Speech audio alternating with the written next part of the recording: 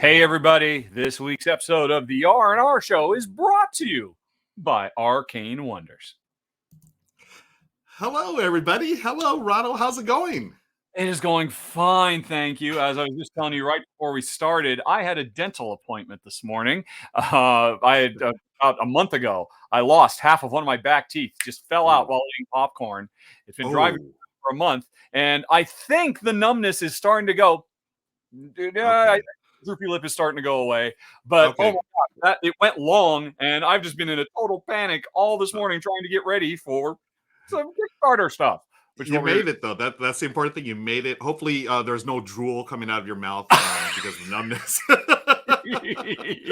Yes, but we want to welcome everybody. Thank you so much for joining us. This is the R&R Show. We're so happy to be here. Excited to see everyone here in chat. There's a bunch of people from around the world. As always, want to shout out Kabuki Kid, Felicitas, Monica. Oh my goodness, there's like a ton of names. Troy's here. Wim, Omar, Robert. Thank you all, everyone from Twitch, YouTube, and Facebook Live. It's good to see everyone here. Wow. I've got a dental appointment on Friday, so I made a conscious choice. I made sure it was not on a Wednesday because I know how I am after the dentist. And I was not too terribly excited about doing this on a Wednesday morning, and I would have had to wait like over another month. This was it. This was the one. I said, please, if anybody cancels, get me in any other day than Wednesday morning, and I got nothing. And I'm out, whatever it is now, $600 for the joy of not having a gaping hole in the back of my mouth. But I'm sure I'll be happier for it as I start to mellow out and the adrenaline starts wearing off. Right.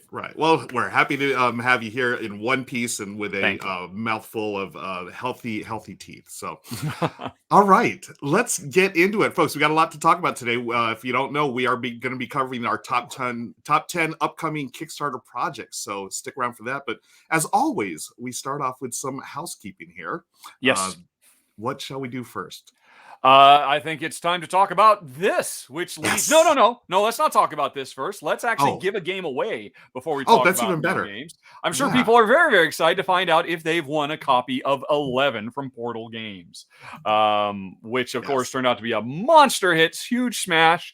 I did do a search when I was getting the list for this ready to make sure there were no Ruel Gaviolas or Gruel Raviolas anywhere in the list. I looked askance at anybody named Michelle just in case. There was no funny business in this particular one, and I think we'll be okay.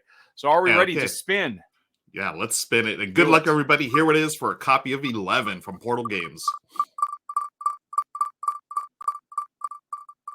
And who do we got? Jack Sue! Congratulations, Jack! Congrats, Jack. Well done. All right. Fun. Wherever you are, Jack, there will be a copy coming your way. It was like the full, all-included package, I think. So very, very exciting. Could you hear the beeping, the spinning of the wheel? Yeah, it was. Was it intermittent? Was it going blip, blip, blip, or was it smooth? It sounded smooth on my end. Let's see. Hopefully, people in the audience will let us know. It seems like they could hear it. Yeah, Monica heard bells. Okay. Yeah. Okay. Yeah. It's interesting. On my end, it sounded like blip, blip, blip, and it was very choppy. And I mean, because I think this is the biggest number of names I've put into this. This website was not made for hundreds and hundreds and hundreds of names. I mean, and it just squeezes into that little thing. It just wants like a dozen things to choose from. But we'll keep pushing it. Justin says, "Yep, it did sound laggy." We have pushed the wheel of names past the breaking point. I don't know if we're going to outgrow it, but I love the wheel of names, so we'll stick with it for now. Yep, people are saying it's intermittent, sounding laggy. Okay, well, we have so many people watching and interested in winning prizes. I mean, we may have to find another Wheel of Fortune or Wheel of Destiny, as it may be. Well, yes, but you know what? It's not going to be a problem next week, likely, because let's talk about our next contest. It is for this. It is Four Gardens. There it is, right there on my wall. I absolutely adore this game, and I think you played it too, right?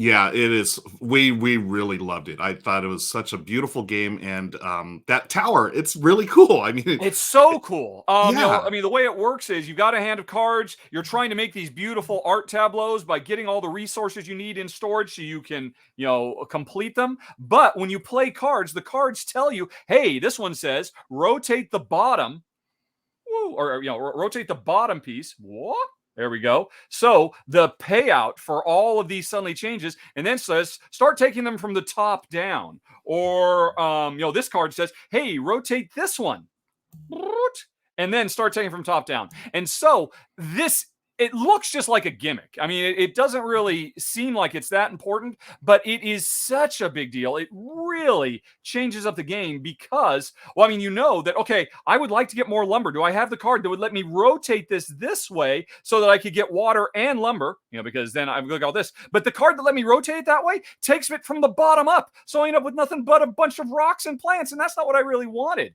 So the game is full of really interesting card play, and this is just fun. And also, when you're done, it just comes apart really easy, goes right back in the box. There's no annoying, taking it apart and all that. So really, really smart design. I actually did a run through for it back in Jan or February. Have you covered it on your Twitch channel? Yeah, we Michelle and I did a live playthrough a couple of months ago, and like you were saying, it seems like it would be a gimmick, that tower, but it's a really functional part of the game, and we really enjoyed that puzzle of, I want to turn it this way or that way. Yeah. And then, yes, you either go up or down to get those resources. Well, you know what? Ice X in the chat says, I wants it. And I think he adds my precious. He didn't say that. But, well, you know what, IceX, you might get it because we are giving away a copy in next episode of the R&R show of Four Gardens.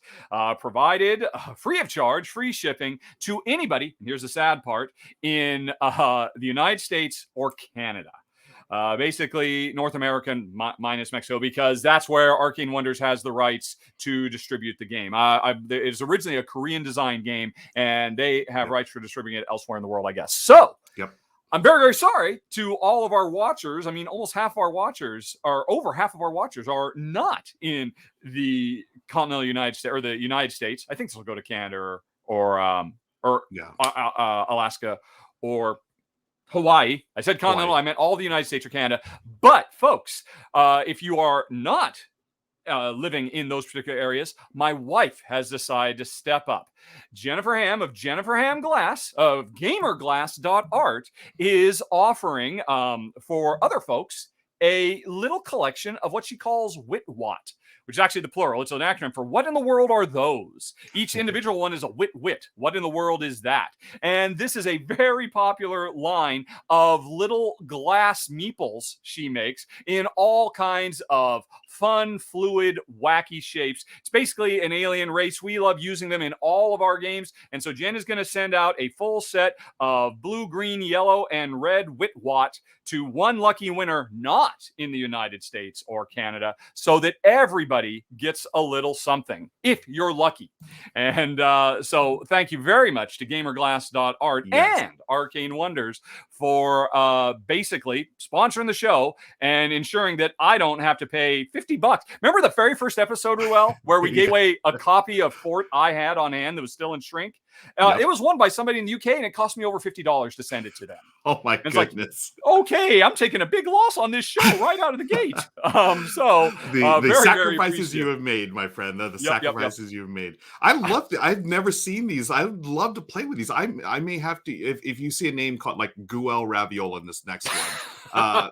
It may be myself. Those are so cute. Those are awesome. I know Michelle would love those. And they're Jen's favorite thing to make. No two are ever alike. Basically, sculpting glass is a very tactile thing. The glass is alive. It's it's a slow moving liquid basically, and Jen lets the glass kind of take her in a direction, and she's always surprised how these things evolve as she's making them in front of the 1,000 or the 5,000 degree torch that she works at, or I think it's 3,000. Awesome. Or anyway, amazing. So yes, so folks, what this means is you are going to enter into one of these two contests by sending an email to contest@rahdo.com. And in the subject of that contest email, you will have to give a secret word. And as always, at some point in the show, we will reveal the secret word and hopefully do it without the other person noticing so we can have bragging rights. Am I in the lead again? We are all, because this is episode 9. We are all tied up 4-4. Okay, yes. So we have I another started big off strong. tiebreaker. I had a few right off the bat, but then you made this really nice comeback the last couple of episodes. So we're all knotted up. Hold on a second. I'm sorry, I have to interrupt. There is now there is somebody from Twitch shouting Team Ruel, GB Blazer. Oh, all right, GB Blazer. I didn't. My man. All right, This GB is. Blazer. I thought this Thank was a you little for rivalry Team between Ruel. us, but this could tear the R&R show apart if tribalism gets in. Tribalism. Kabuki hopes for a tie game. We will see. We will see. Okay. So we figured out what the secret word is. At some point, we will mention it, and then we will pause the show and remind everybody what you have to do. Send the email to contest@raw.com with this in the subject matter. But because we're running two contests this week for all our UK listeners, that's not a good sign. You don't want to do that one. No, I shouldn't, and I just did it again. In addition to putting the secret word in the subject, in the text, in the main portion of your email, put your country. You can put your whole address if you want, save me some trouble, but at the very least, put your country so I will know whether to put you in the contest for 4 Gardens or the contest for gamerglass.art, one or the other. Yeah. So, folks, again, that secret word goes in the subject to contest@rahdo.com. Right. Get those in before. What do we have? Is it 24 hours before the next show? Is that the deadline? It's usually about an hour. I'm we go live at noon. At about 11, I am pulling all the emails out, running them through Excel filters to get rid of duplicates and all that kind of stuff. So, I mean, basically, you have 6 days and 22 hours to get that email sent, basically. All right. So good luck, everybody. Be sure to stick around. We're going to give out the secret word sometime during the show. Yes. But okay, let's move on, shall we? So we've taken care of business. We've given out games. We're going to give out more games. Let's get to the topic at hand, my friend. We are talking the top 10 board game Kickstarters. These are Kickstarters that are upcoming. And I guess I should have, let me update the title here. These are upcoming. So these aren't actually on Kickstarter right now, as far as they're not being funded yet, but they are. You can check out previews, and these are the ones that we're most excited about. Do I have? Am I starting? I am starting off. Gosh, I should have prepared myself a little bit more. So, well, actually, before we get to our top 10. Yeah. Which again, our top 10 are going to be games that you can go and click the, hey, notify me when it launches right now. That's our main consideration. Which means there are going to be a few games that might be coming in the next 4 weeks that they haven't put their pre-launch page up, but we are a pre-launch focused show. Whether it's on Kickstarter or on GameFound, you can tick a button so that you will know when it goes live. None of these are live right now. The other shows cover that, including an excellent show that Ruel might want to mention in passing. What a brilliant segue. Thank you, my friend. Yes, every 2 weeks, Becca Scott and I host Good Looking Kickstarters on her channel, The Good Time Society, and that's where we look at the projects that are currently funding that we're most excited about. What we're doing here today, though, for the R&R shows, the ones that are upcoming and haven't that you'll be able to find in the months to come. Yeah, we are future focused, not present or past focused in this particular show. It's all about the future, friends. So let's move on let's start it off with my number 10. Well, before we do that, there's a couple of other things. Remember, I sent you that picture with the 5 images? That's right. Yeah, my bad. Okay, yeah, let's take our business. Yeah. Okay, yes. In addition to the top 10 that we are going to talk about, there are a bunch of Kickstarter shows that are covered on the channel. I cover a bunch. Shay Parker covers a bunch. Pretty soon we'll be seeing Ruel cover some of them as well. And we didn't want to put these ones on the list because it didn't feel fair because we've already played them. But we did want to do a shout out to them because if they're covered by our channel, we think they're awesome. And we actually talked about all 5 of these in the last episode 5 of R&R, specifically Birdwatchers, Roll Camera, B-Movie Expansion, Perpetuity, Terraternity, and Bardwood Grove. Interestingly, Bardwood Grove was like my number 3 last time, and the publisher said, "Oh, Rahdo's interested," and so they're actually sending to me. So I'm going to be covering it this month. I'm very excited. Oh, nice. But you'll be able to see all of those coming up on the channel pretty soon. I believe Ruel is planning on covering Perpetuity, if I recall correctly. I am. Yeah, that's yours. And then on top of that, there are a bunch of other games. Remember, I sent you the first email. Before we get to the actual countdown of our 10, there were other games that are being covered on the channel as well that we didn't talk about in the last episode. So there's like 5 more. That's right. Yes. Okay, So before we get to our actual top 10 of games that we literally don't know much about, that we're just like, well, those sound really cool. We're talking about the ones we know are awesome because they're going to be covered by the show. And if they weren't awesome, we wouldn't cover them. So that's right. Do you have that list? I do. Here we go. So we're gonna pop these up. Let's share screen. Yep. The first one. Resurgence. Okay. Yes. This one, I don't know if you've heard about this at all. It's from Stan Kordonsky, who is really a very big up-and-coming designer. Last year, he had one of the biggest Kickstarters on the market with Winter Kingdom. Is that what it was? No, not Winter Kingdom. Endless Winter.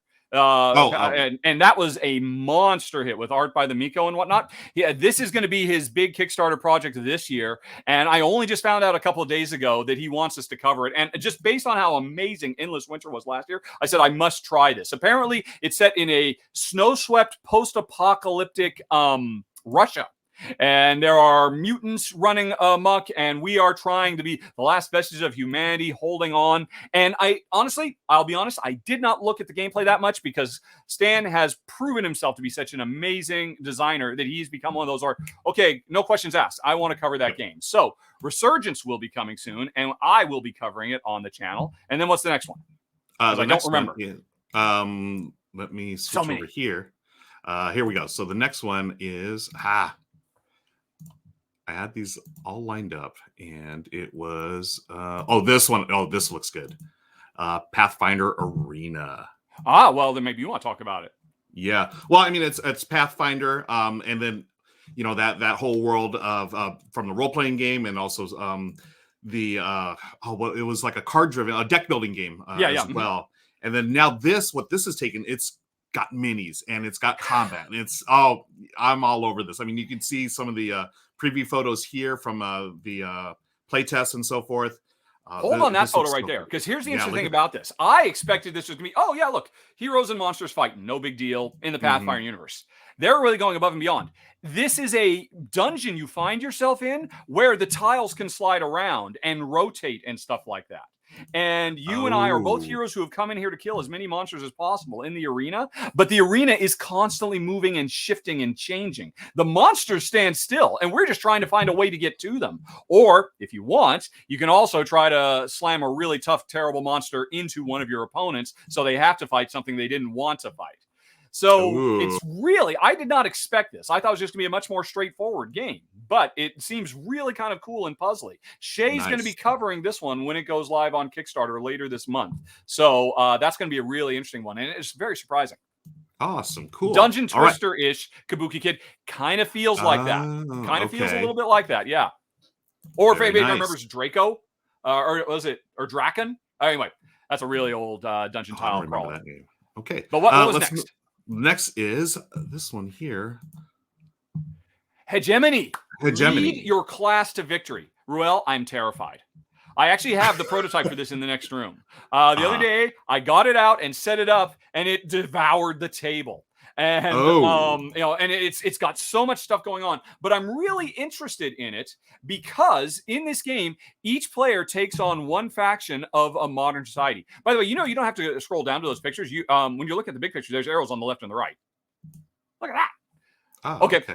Sorry. Obviously, you don't browse pictures on. And so it has great presentation. But in this game, Ruel might be the capitalist class, the 1%ers, and I might be the proletariat, the working class, or I could be the middle class, or I could actually be the state itself. And whichever faction you control gives you a radically different game that you are playing.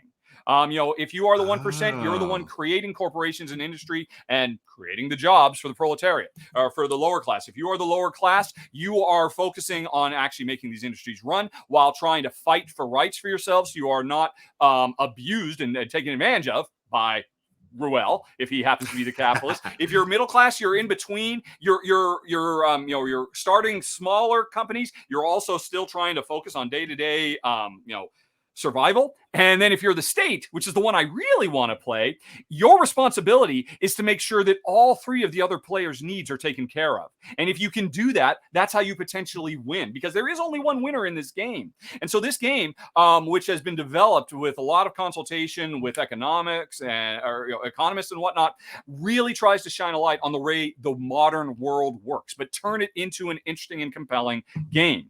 And it is a representation of capitalism. So it is, hey, we're all, no matter which strata we're in, we are trying to get ahead at the expense of everybody else. And it looks really fascinating. It's interesting. Wow. The rulebook is very long because it has basically rulebooks for each of the different styles of gameplay. But then it also comes with a double-length rulebook that just goes through all the socio-political, economic elements that are in the game that they are replicating and how they put that stuff into the game. So I'm super intrigued. And like I said, I'm also terrified of it. Yeah. But I'll be covering this one this month. Hegemony. Yeah, this just the photo of the board. I mean, that looks like it's going on forever in the distance there. Yeah. Basically, it's 4 boards crammed into one. One board for the government, one board for the middle class, for the upper class and the lower class. It's really fascinating. That is interesting. So you mentioned the tool rulebook. So is that like sort of like how Fantasy Flight does their games, where they have like the get started rulebook and then like the more in-depth one? Or no, this one it's more, hey, here's the super in-depth rulebook, and then here's another one that you don't need to read at all, but it gives you a better understanding of the actual real world mechanisms that are represented in the game. Understood. So that the game becomes a teaching tool as well. Very nice. Oh, that's cool. All right, let's go on to the next game here. We've got pull this up right here. Boom. Oh, right. Circadians Chaos Order. Now, I actually covered Circadians First Light a couple of years ago, and it's a phenomenal worker placement game, dice worker placement game with like, hidden worker selection, kind of like Fresco and whatnot. I absolutely adored that game. Just missed my top 10 of that year. This is a sequel. And it's actually kind of sad because in First Light, we humans had come to an alien planet and we were working with the indigenous people trying to ensure that everybody succeeds, everybody lifted up. It was kind of an anti-colonialism game showing how we could do better. This game, as near as I can tell, takes place many years after that, and it's all broken down, and now there's warring conflict and chaos, and we're having to pick sides. And you're like, oh, so it's it's more of an area control combat resolution game set on the same planet. I don't know, 50 years, 100 years later. I'm not quite sure, but it kind of broke my heart because I was so happy about the uplifting message. And I don't know, maybe Garphill Games, and Shem Phillips and S.A. McDonald are trying to say something about the nature of humanity. That it always turns to this. Wow. But Shay will be covering this one because it is an area conflict, area control style game. And again, Circadians First Light was so amazing. And this is from the same team. So I expect, was it Chaos Origin? I don't remember that. Chaos Origin? Or I don't remember the title of the game, and all I see is the picture. Which I mean, Chaos it looks Order. Chaos Order. I suspect will be very good as well, but a very different style of game. Right. And Garphill Games, they do some good stuff, and especially whenever I see Shem Phillips' name, I'm like excited. Anytime he's involved. So it's interesting. He's actually just the artist on this one, right? He's not actually the designer. Well, no, actually, Shem, I believe. The art on the Circadians games is done by Sam Phillips, who I believe is Shem's brother or maybe cousin. Right. They are related. I mean, the first game of Shem's I ever played, the art was done by his mom, actually, a million years ago. So, really? Shem keeps it in the family wherever possible. That's cool. I expect this is going to be an interesting one. Maybe not the kind of thing for me, but I'm looking forward to seeing Shay's run through of it. Yeah, that looks preview of it. That looks fun. Okay, so that was Circadians Chaos Order. Let's move on to the next one. We've got City. I think we had 5 overall before we get to our count. Oh, the City of Great Machines. Shay's got a busy month this month. This is a one versus all game where it's a dystopian steampunk, 1984ish world where one player is the state trying to keep everybody under control. One player is basically Big Brother, and all the other players are the resistance trying to tear them down. And it looks it's got amazing production quality. I know this one is going to be a very, very big hit because there's already a ton of pent-up excitement for it, and it's huge. There's a lot of stuff going on, very asymmetric play depending on who you're playing, and Shay's going to be covering that one as well. Wow, I see meeples, I see a bunch of colorful art on the board, and I see minis. Oh, this looks fantastic. Look at that. Wow. Okay, so that's City of the Great Machine. Let's move on to the next game. We have one more here. It is boom. Nope, that's not it. Boom! It is Real Gaviola. Yep. Times 5. Let's see. Was it this one? Here it is. The Phantom, the card game. Oh yeah, This one I just wanted to mention because I actually covered the Phantom last year when it was on Kickstarter, and it was a moderately successful little solo or cooperative card game based off the classic comic book series and newspaper series, and I thought it was great. I thought it did a lot of stuff as well as, if not better than, Marvel Champions, quite frankly. And I just wanted to do a quick shout out to it because it's getting an expansion. I won't be covering the expansion, but I imagine when the Kickstarter does go live, they'll have a link to my solo run through I did of the original. And I just wanted to give it a shout out because I thought it was just the bee's knees. The Phantom card game Terror in Mawitaan. So, okay, we got that out of the way. And now the top 10 can begin 25 minutes into the show. I think we did this last time too, right? Didn't we do this big intro section? But friends, here we go. The top 10 upcoming board game Kickstarter projects according to us. And I'm going to start with number 10. Yes. And it's actually not on Kickstarter. It's on GameFound. Oh, okay. So I've thrown a little twist here. The game I'm going to look at right now, I'm going to share it here on the screen, is Warpgate Beyond. Okay. Warpgate Beyond by Wolf Designs. This is an expansion for Warpgate, which I have not played yet. But the things I've read about it, this got me right off the bat. It's supposed to be like Twilight Imperium, but like done in an hour and a half instead of a day and a half. And it's a card-driven game. It's supposed to be super fast-paced. It's hand management, area control, and everyone has a unique race of aliens that they're playing. And what this new version does, so they're going to be on GameFound, and what they're going to do is re-release the base game along with this expansion, and the expansion will add on some new factions, objectives, technologies, and also a separate deck for a solo AI. And that right there, I was like, ooh, I can do Twilight Imperium, like a Twilight Imperium experience solo. Like, I'm all about it. So I seriously wondered if you were going to put this one on the list. Yeah, because I had to. This does not compute for me, but correct me if I'm wrong.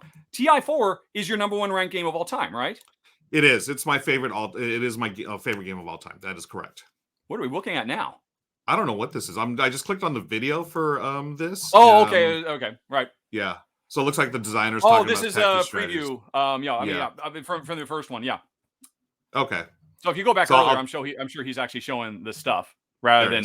There we go. Yep. Yeah. I saw this and obviously I wasn't going to put it on my list. Although I will admit I am intrigued by solo play. Right? Because I do like big, expansive, space type stuff. But Jen, I just don't want to spend even 90 minutes beating the crap out of each other or colluding against each other. But apparently you dig that. It just doesn't make sense to me.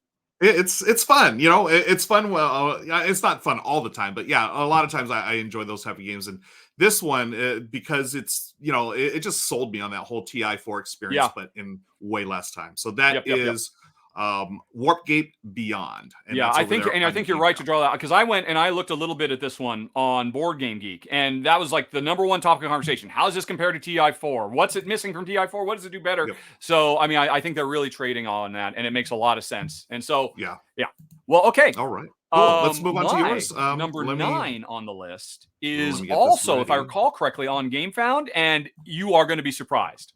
Number 9 will surprise you. If I were trying to be a little clickbaity. Go out and click that link. This is, wow, you totally got me on this. I did not expect this at all. Wow. There you go.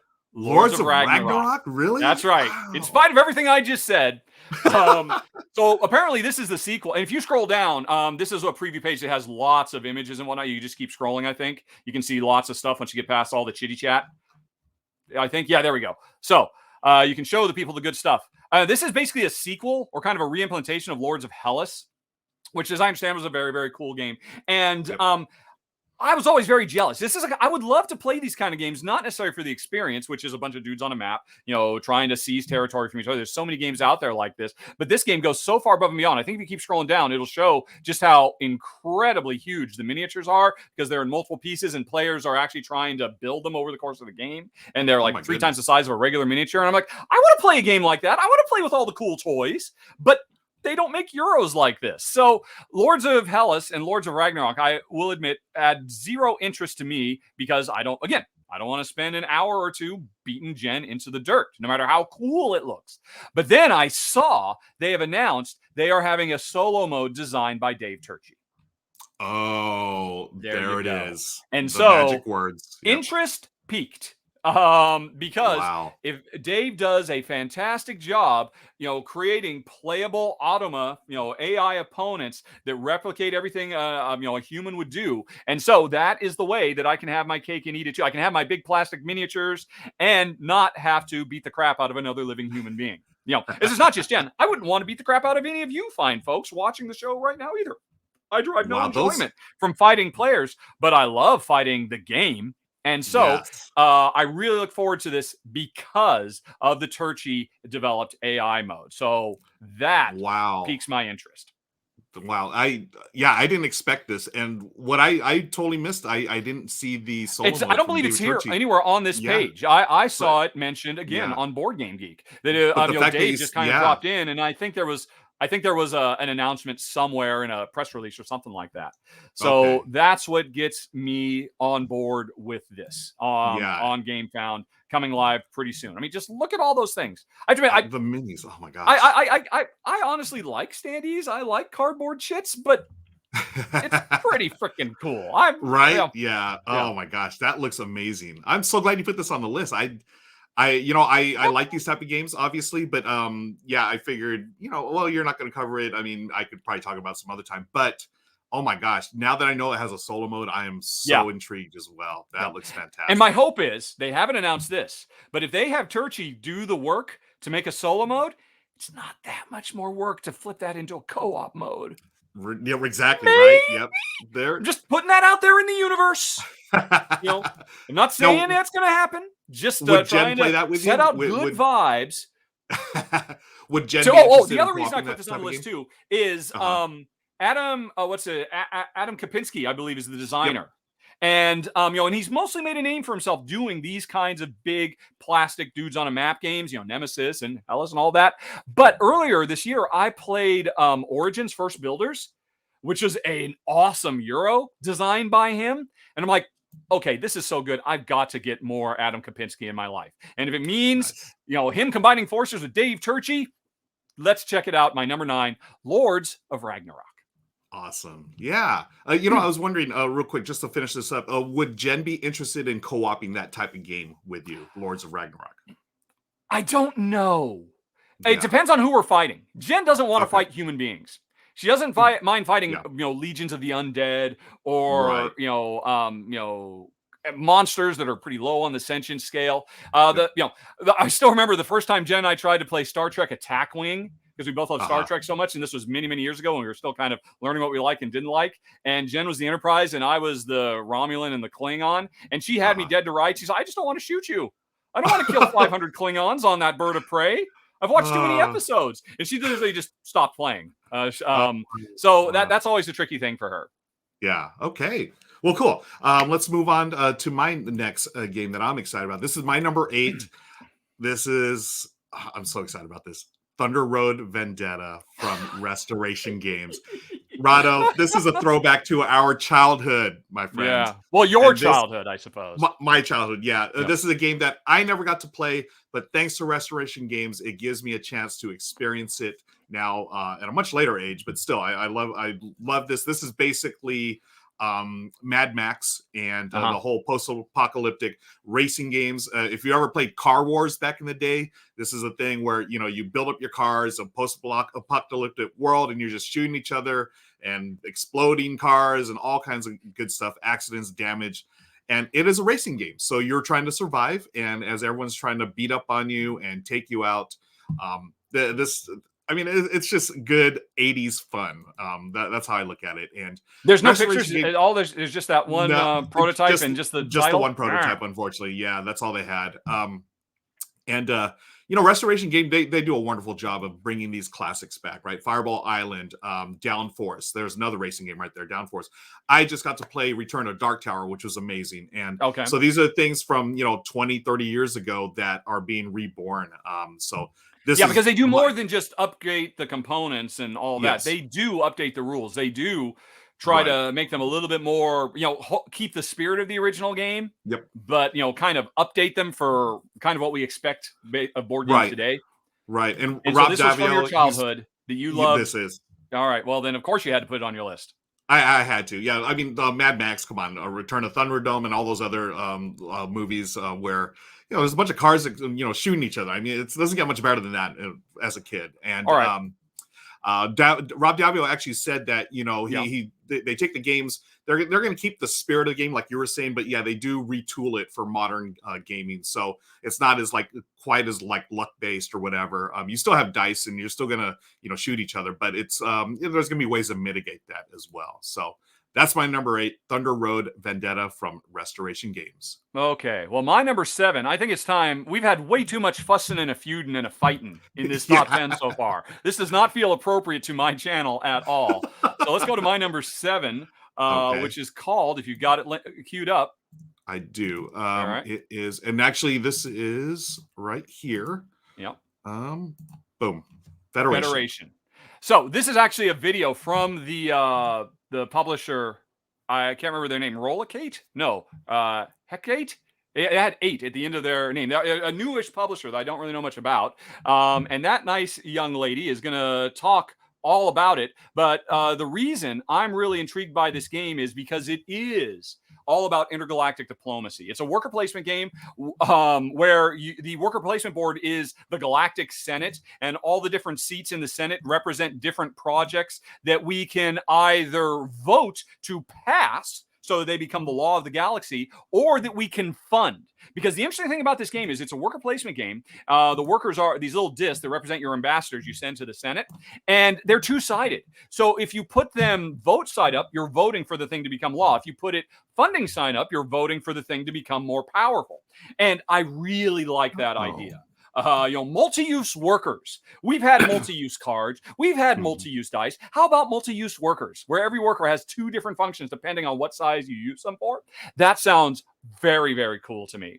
And, it is all about this intergalactic federation, and each player is a faction trying to become an active, fully fledged member of the federation. So we're trying to, garner influence and back the right projects that will get us the attention we need to become part of, the Federation. I love Star Trek. Yeah. I love utopian future societies and the ideals of them. And so I'm very, very intrigued by just the premise, the subject matter. But then anytime you can do something really new and different with worker placement, I very much appreciate it. And when I I saw, they said, "Oh, we have a really innovative new take on work placement." Okay, you got my interest, and I had to dig for it a little bit when I found that multi-use workers.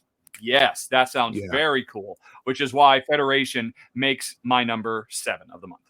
Then just looking at the video, gosh, what a beautiful, colorful game, right? Yes. They had so much color. I believe this is their second Kickstarter. They did another Kickstarter last year, which was a big heist called The Specialist, I believe. And that one I think has now shipped or is shipping to people. So they've now proven that they can produce. And the Specialist looked really, really cool. I wanted to cover it last year, but last November was way too busy. I couldn't take on another project. But I'm really intrigued by this new publisher. And Federation just seems like it ticks every single box I've got to tick. Yeah, this one totally flew under the radar by me. But just seeing all the different colors and how colorful it is, and just all the different colors. How many times have you said it?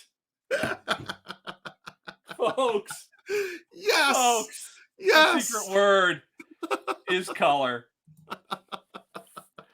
You said it before, didn't you? I did. I said it a couple times. That was like the 5th time you've said it.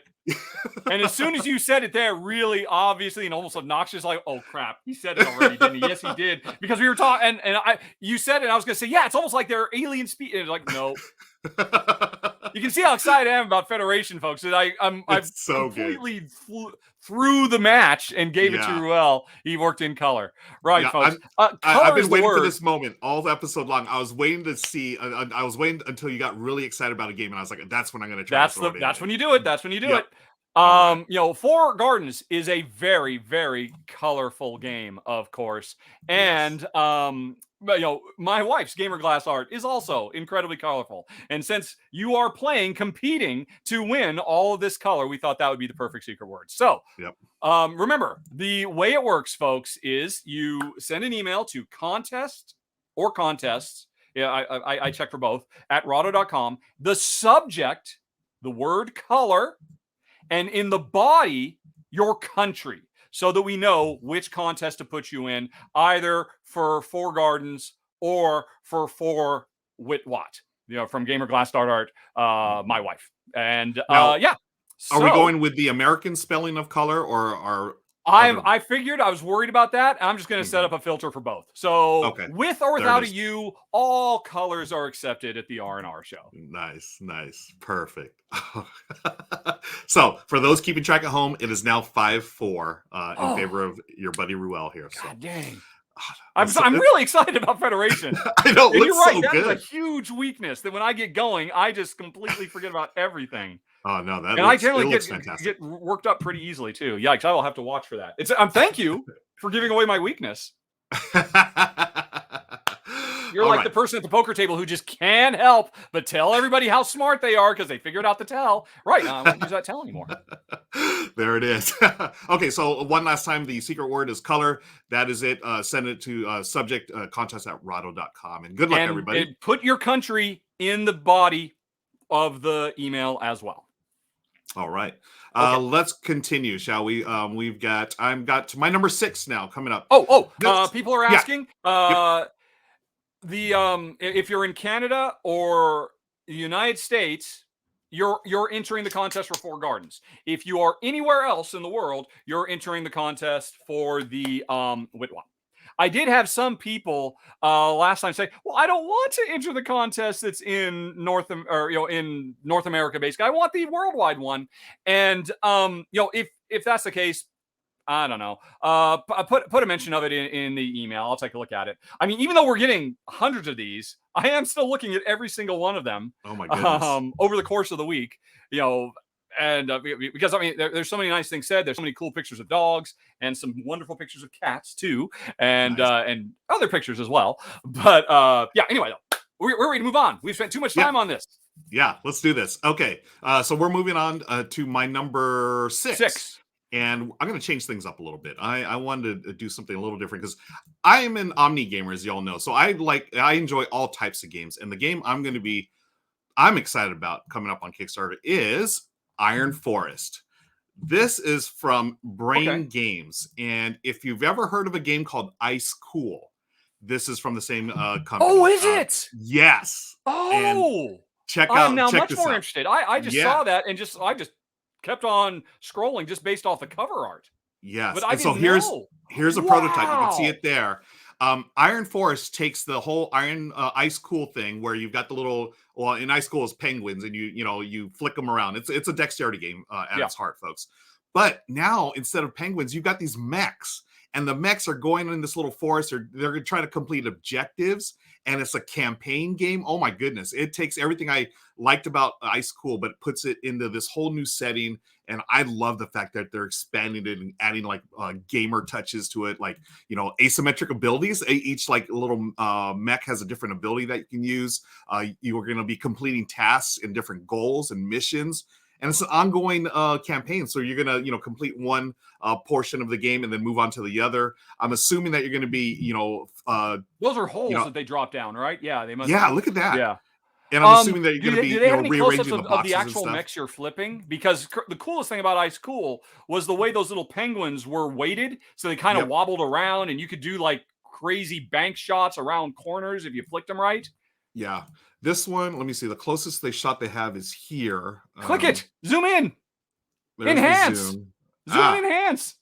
Why isn't this thing zooming in? Here it is. Whoops. Oh, there we go. Okay. Yeah, now use your arrows to move around because you've zoomed in super far. Okay, so here we go. There we go. Find us a mech somewhere on that. Where you at, mech? I think I pressed the wrong one. Okay, here it is. No! I do it again. We're going to have to do some practice. All right. I think if you hold down your mouse wheel and you can just kind of scroll around the middle mouse wheel. There you go. All right. Show us a mech. Hey, mech, you're coming up. So yeah, this is just like Ice Cool. You get the little, weighted penguins, or in this case, mechs. Oh, there we go. I see some plastic. Oh, you passed it. Isn't that to the left? Is that some plastic? No, that's just some green. Oh, up above? Above, there it is. Yeah, there you go. Okay. So this one, since it's a prototype, I'm assuming they're just using the penguins. Yeah. Okay, so they haven't actually made the finals yet. Yeah, because you can tell, look at the hole here. It's been cut out basically. Yeah. It's a prototype. But I mean, if they're using the penguins for this, then that would assume that the mechs somehow have that wiggly, wobbly bottom heavy thing as well, so you can do the really funky trick shots. I have to assume. Yeah. Do you play games like this, Rahdo? Do you enjoy Ice Cool and other like dexterity flicking games? I think they're great tournament, or I'm not sure, great convention games. Yeah. They're not the kind of thing Jen and I like. Oh, let's spend the next hour flicking stuff, but we do enjoy it. But flicking is generally not as much fun with 2 players. You want more players. You want more people shouting and whooping and hollering, as opposed to 2 diehard Euro fanatics very carefully trying to min max every single move you can make and all of that. Right. And that's what I appreciate about Iron Force, is that it's taking the flicking from Ice Cool, but throwing it into this game that actually has like, hey, you got different abilities you can do, and you're trying to complete missions. And as you can see here, you're going to be dropping through, it's like a 3D, like two level board here. So you're going to be dropping through, and I don't know what that's about, but I'm excited about it. So yes, bring on the Wibble Wobble mix, as Monica says in the chat. Yeah. Do you remember the Weeble Wobbles? That was another thing from our channel. Yes, Kabuki also remembers them, and she points out how they do not fall down. They do not fall down. That's right. Cool. All right, so that was your number 6, I think, right? That was my number 8. I'm so embarrassed. Like I said, I just saw that. Oh, Big Mix. I know what that game is, and I just passed. I didn't even look, and I am embarrassed now. I'm embarrassed twice in this episode. All righty. I'm going to blame the residual numbing agent in my mouth. All right. My number 5. Good call. Good call. Your number 5. My number 5 is, I'm not 100% certain how it's pronounced, but it's spelled Ahau. Ahau. The Rulers of the Yucatan. And now this is definitely Jen's in my wheelhouse. If you scroll down, there's you will see this has got a big board with lots of stuff going on. Very, very cool looking worker placement game, set in the Yucatan Valley. And I expect really good, interesting stuff. As I recall, it is a worker placement game. And the main trick is we have a handful of cards that represent our workers. And we pick a card simultaneously, and we all reveal where we're going to go. And if we both end up going to the same place, the other card resolves who gets priority of that action. So I love simultaneous action selection. Bringing into a worker placement like Dungeon Pets or a Fresco makes me very, very interested in this one as well. I love games that really dive deep into history. And one of the things I really want to do a huge shout out to the developers for Ahau is... even though I believe this was designed by a new Hungarian designer, they went the extra mile and hired a cultural consultant, a professor of anthropology and archaeology, to basically double check and make sure they were getting everything correct. Nice. And, there were actually several games that I could have talked about this week in this milieu, in ancient South American and and other areas around Polynesian areas all around the world. And it's getting harder and harder for me to get enthusiastic about those games when you have something like Ahau that goes the extra mile to really demonstrate in their development how important they take the culture that they are trying to represent, as opposed to what the game industry has been doing now for a few decades of just, this sounds cool, let's just go on ahead and call ourselves this ancient city and put some mechanisms in. So I really appreciate that they went above and beyond for Ahau, Rulers of the Yucatan. I appreciate that too, and it is nice to see that more publishers are doing that. I mean, because you want to be respectful, right? Yes. Respect the other cultures outside of your own, and this is, I believe, the right way to do it. So this one, this looks fantastic. Just again, I was going to say it looks really colorful, but we've already done that. Yeah. Nice. Okay. All right. What is your number 4? My number 4, I'm also doing something a little different for this one. Again, I am an Omni gamer, friends. I like different type of games. And this one, you just mentioned how Iron Force would be great at a convention. This is another one that would be great at a convention. It's called MonsDRAWsity Unusual Suspects. And MonsDRAWsity, MonsDRAWsity has been out for a year or two now from Deepwater Games. It's a game by Eric Slauson. It's a fun party drawing game. And what Unusual Suspects does, this is actually from the Shut Up and Sit Down crew. They decided, hey, we're going to get together with Deepwater. They're going to collaborate, and they've added all kinds of new monsters and stuff. And then they're also adding a couple of new rules. So MonsDRAWsity, it's a really quick game. Basically, one player, you are all playing as police sketch artists, right? And one player is the witness. They draw a random card. It's a monster. They look at it for 20 seconds. They put it down. Then they try to describe for the next 2 minutes to the a police sketch artist. And as the artist, you're drawing and like, hey, how many arms does it have? Is it, is it big? Is it small? Whatever. And then after 2 minutes, your pens are down, and then you reveal them, and then you're going to vote who you think is the closest to the monster, which is revealed, and you get points based on that. It's such a fun game. It's easy to play over Zoom or Skype as well. Michelle and I and our family have played it numerous times over the pandemic. And what I'm excited, especially about the Unusual Suspects expansion, or the standalone expansion, is that some of the new rules are really wacky, and I want to try them. Like, one of the new rules that they have is the points, instead of the player with the most points, it's actually the player with the second most points will win the game or win the round. And there's another one that the witness who's looking at the monster card for 20 seconds, they have to hold it upside down and then try to remember it. So it's wacky, it's fun, and it's a super light game. Like, the games take like 20 minutes, and I actually like it better. I'm a horrible artist. I can't draw, but I think that lends itself to these type of games like Telestrations, because it comes off really funny, and it's just a blast. And so I'm looking forward to MonsDRAWsity Unusual Suspects from Deepwater Games. Cool. Okay, let's move on. Well, my number 3 is, I am sticking to my wheelhouse. I am definitely doing stuff that people would expect from me, but hey, I likes what I likes. Yep. And I am very, very excited for my number 3, which is, again, a hard one to pronounce, Karigar-E-Taj, which I believe translates to Artisans of the Taj Mahal. And I am very, very interested in this one because, well, as I said last time, hey, what's really great to have developers actually starting to, get academics to come in and spot check their work to make sure they get it right.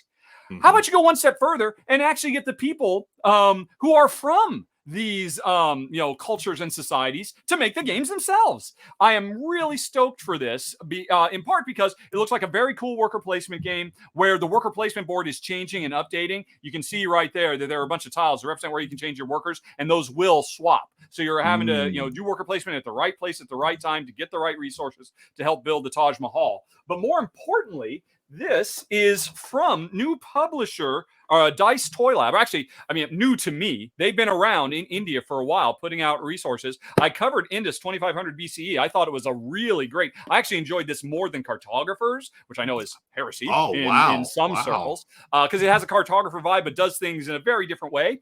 And so, considering how good Indus 2500 BCE was, when I saw they've got another one coming, Artisans of the Taj Mahal, or Karigar-E-Taj, this is one I really want to check out as well. And I want more people making board games in countries other than America, Germany, and France. I really hope this blows up big. I hope this is a big success, both for this plucky startup, but also to inspire more people to step forward and represent their cultures in my favorite art form, board games. That's awesome. I love it. Yeah, agreed, my friend. Agreed. Okay, awesome. So let's move on to my next game, which will be our number 2 game on the list. This is, oh my gosh. Okay, here it is. You can do it. I feel like this one, I actually thought this one might be on your list, but it made on mine. It is Mythwind. Was this on your list? It was on my list last month, man. Oh, was it? Oh my gosh, it was. Was it? Oh, it sure was. Oh, so I think you have to retroactively lose your point for this episode. Although, to be fair, last month when I talked about it, there was nothing other than a name and a very brief description, and I was just going based off the description. So actually, I think it's allowable because now it's close to launching. We got lots of cool art, and it looks very, very nice. Yeah. And there's probably more known about it now. Why were you so entranced about it you completely forgot that I talked about it a month ago? Because look at it. It looks so amazing. This looks gorgeous. So here's the thing. I remember when I was looking at the Kickstarter description, they're talking about how it's an open-ended game. You're a pioneer in this, in this world, and you got asymmetric mechanisms and stuff. It's very RPG influenced. What really appealed to me was the world here. Let me show some more of the artwork here, like this. Wow. Michelle and I, we just played for the first time Artisans of Splendid Vale. And that's a game that Michelle, I wouldn't think she would be into, but she got drawn into it because of the theme. And that reminded me of Mythwind. I feel like this type of game would really capture, people who are a little more casual gamers, just on the artwork and the components and everything alone. I mean, this looks beautiful. Look at this. So that is absolutely amazing. As I recall, yeah. I mean, there wasn't much about it last month, but the thing that there was one interview or designer diary I read somewhere where the designer said, basically, this is Legend of Zelda meets Oath. I'm like, right. Okay, yes, please, because it's incredibly asymmetric. It also seems like, it's interesting. I was kind of hoping this for Splendid Vale as well. It seems like it has less focus on just traditional fantasy combat and more focus on, actually building a world. Exactly. And inhabiting and living in that world. Yes. And that's what really drew me to this. Just going over the description and everything, because when we played Artisans and Splendid Vale, it was such a nice change from, hey, let's all gear up and go fight monsters and stuff. That is totally different in Artisans and Splendid Vale. And I feel like Mythwind is going to capture some of that similar feeling. And that's why I'm excited for it, because this is something that Michelle and I would probably play together. So that is Mythwind. That's my number 2. We've got one more game. Excellent friends. One. Yes. So nice. We listed it twice. Yes, that's how good it is. We've got one more. Your number 1. All right. My number 1 is, you got the link for it. Bring it on up. It is Paint the Roses. Yes. It looks wonderful. From North Star Games, they're really an up-and-comer. I mean, they did such an amazing job bringing Evolution out, but I'm really excited about this. This is a game set in the Alice in Wonderland verse, where we are the gardeners trying to meet the needs of the Mad Queen, and whatever her fickle wants are for how the garden is put together, we have to address. The tricky thing is, Ruel and I, we're playing this cooperatively. We're trying not to get our heads chopped off. And the thing is, I have a card that says one of the things the Queen wants. Ruel has a card that says one of the things the Queens want. We cannot share that information with each other because the Queen wants us to zip it and just get to work. And so it's a gorgeous looking tile laying game. I mean, are those ceramic tiles? I'm not quite sure. It looked like in one of the pictures, maybe it was. I'm maybe jumping the gun there. This obviously, there's a lot of prototype pictures here, but we are doing tile laying, trying to fulfill our communal goals that only half of us or only a portion of us know about. And a big part of the game is, the fact that you did that, I now have to intuit. Why do I think you put that piece there? Are you trying to do X, Y, or Z?